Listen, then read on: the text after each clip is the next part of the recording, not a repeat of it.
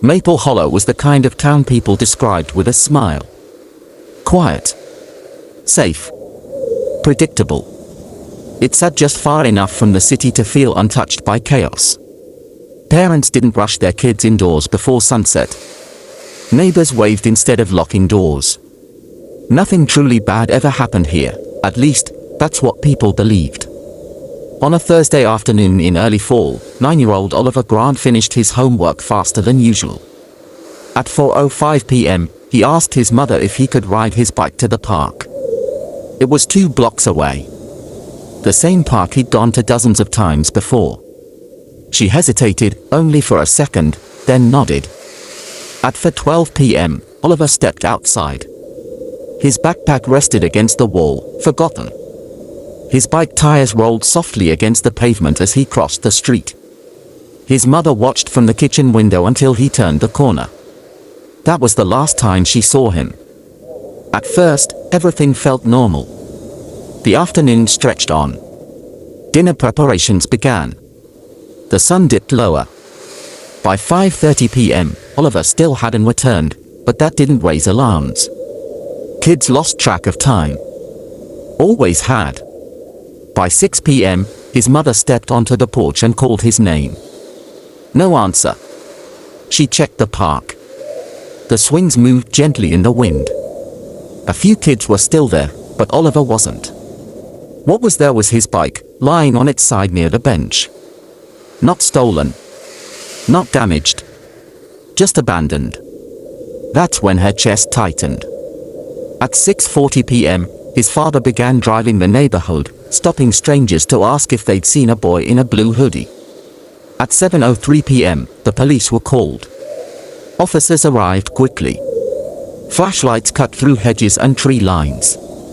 A K-9 unit traced Oliver's scent from the park, straight to the edge of the parking lot. And then it disappeared. No struggle. No witnesses. No explanation. As darkness settled over Maple Hollow, porch lights flicked on one by one. Neighbors gathered in silence. Phones buzzed with the same message over and over again. Have you seen Oliver? By midnight, the word missing had replaced late.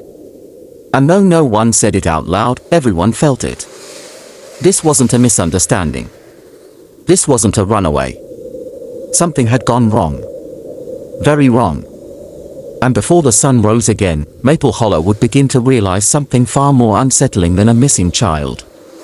The danger wasn't outside the town. It was already inside. By morning, Maple Hollow no longer felt familiar. Police cars lined the streets near the park. Yellow tape fluttered in the breeze. News vans parked at the town's entrance, their satellite dishes pointed toward the sky like silent observers. The search expanded quickly. Volunteers moved through backyards and wooded paths, calling Oliver's name again and again. Others printed flyers, taping them to shop windows and lamp posts. His photo, wide smile, missing front tooth, was suddenly everywhere.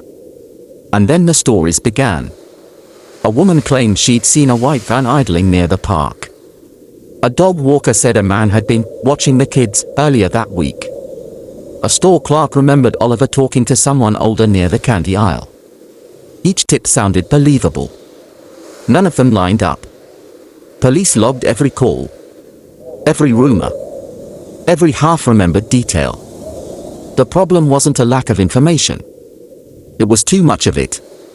Detectives started knocking on doors. No one was exempt. There was Mr. Harlan, the quiet mechanic who lived alone and kept odd hours. Coach Daniels, the friendly baseball coach who knew every child's schedule. Evan Reed, a teenager known for skipping school and lingering near the park. People who'd lived in Maple Hollow for years were suddenly being looked at differently. Normal habits became suspicious. Friendly gestures were reinterpreted as something else. Even Oliver's parents felt it. Their timelines were reviewed. Their phones examined. Questions repeated again and again, just to see if answers changed. It wasn't personal, it was procedure, but it didn't feel that way. Then came the first unsettling discovery. A traffic camera near the park captured a child-sized figure at 4:28 p.m., but the footage glitched moments later. 7 minutes of video were missing. City officials blamed a technical error. Investigators weren't convinced. As night fell, doors that had once been left unlocked were now bolted shut. Curtains were drawn tighter. Conversations lowered to whispers. Maple Hollow wasn't just searching for a missing child anymore. It was searching for reassurance. Because the most frightening realization had begun to take hold. If Oliver didn't wander off, if no outsider was seen taking him, then whoever was responsible didn't come from somewhere else. They were already here, living among them.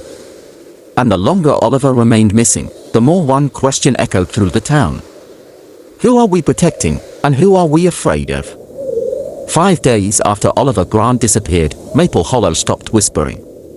Police announced they were questioning a person of interest, and the name spread faster than the sirens ever could. Coach Daniels. He was the kind of man people trusted without hesitation. Ran the town's youth baseball program. Drove the same pickup truck for years. Knew parents by name and kids by heart. To many, he felt untouchable. Until he wasn't. Someone claimed they'd seen him near the park that afternoon, later than he said he'd been there. Another person remembered him arguing on the phone the night Oliver vanished. Small details, insignificant on their own, but together they formed a picture the town couldn't ignore. Social media did the rest. Old photos resurfaced. Innocent moments were frozen and reinterpreted. A hand on a shoulder. A smile held a second too long. Comments flooded in from people who had never set foot in Maple Hollow but were suddenly certain they knew the truth. Parents pulled their children from practice. Sponsors demanded answers. Coach Daniel stopped leaving his house. Police searched his home. They found trophies. Team photos. Old uniforms neatly folded in boxes. Nothing illegal. Nothing incriminating. Still, suspicion clung to him. Then the timeline began to crack. Phone records showed his mobile device pinging a tower miles away during the critical window. Surveillance footage from a gas station confirmed it, clear as day, time-stamped and undeniable. He couldn't have been at the park. The announcement came quietly. No press conference. No apology loud enough to undo the damage already done. Maple Hollow didn't celebrate his clearance. It fell into a deeper silence. Because if the man everyone believed was capable wasn't, then the truth was far worse. The real answer was still out there. Unseen. Unnamed. And now the town understood something chilling. They had been so focused on who looked guilty. They may have missed the person who actually was. As hope thinned and days passed, one fear settled heavily over Maple Hollow. The longer they searched the wrong suspect, the further away Oliver might be drifting. Into somewhere they couldn't reach. 2 weeks after Oliver Grant vanished, Maple Hollow began to lose hope. Search efforts slowed. News vans disappeared. Flyers faded in the rain. People still talked about Oliver, but now it was in past tense, quietly, carefully, as if saying his name too loudly might confirm the worst. Inside the police station, the case sat open on a wall filled with photos, maps, and timelines. Nothing new had come in for days. Until someone noticed what everyone else had ignored. Oliver's bike.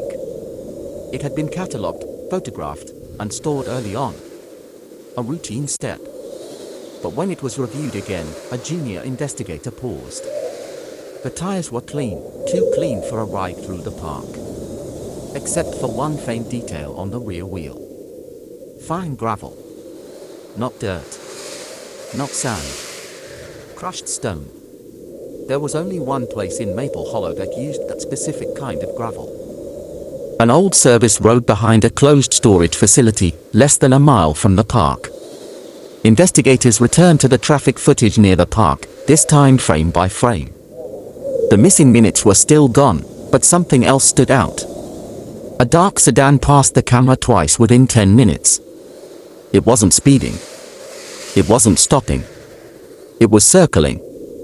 The license plate was partially visible, enough to narrow it down. The car was registered to a man who lived on the edge of town. Quiet.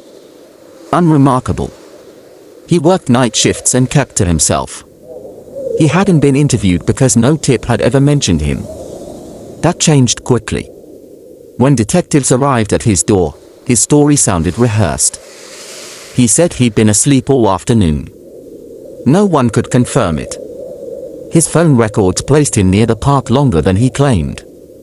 Then came the search. Inside the storage facility, they found signs someone had been there recently. Not long-term. Temporary. Careful. The man was brought in for questioning. At first, he denied everything. Then details slipped. Timelines blurred. Answers changed. And for the first time since Oliver disappeared, investigators felt something they hadn't felt in weeks. Not certainty, but direction. Because someone in Maple Hollow hadn't just known what happened. They had been hiding it. Oliver Grant was found just before dawn. Alive. When the news reached Maple Hollow, it didn't arrive with celebration at first, only disbelief. Officers moved carefully. Paramedics spoke in low voices. No one wanted to say the words out loud until they were certain. Then it was confirmed. Oliver was weak, shaken, but breathing. He clutched a blanket as if letting go might make everything disappear again. When asked his name, he answered softly. When asked where he was, he hesitated, then pointed. The place was close. Closer than anyone expected. The truth that followed unsettled the town far more than any rumor ever had. The man responsible hadn't stood out. He hadn't been loud or strange. He hadn't drawn attention to himself. He'd lived nearby for years, passing neighbors on the street, blending into routine so well that no one questioned his presence. He hadn't taken Oliver far. He hadn't needed to. The arrest happened quietly. No crowd. No shouting. Just handcuffs clicking shut as the sun rose over Maple Hollow. The man didn't fight. He didn't explain. He simply lowered his head as if the town had finally noticed him.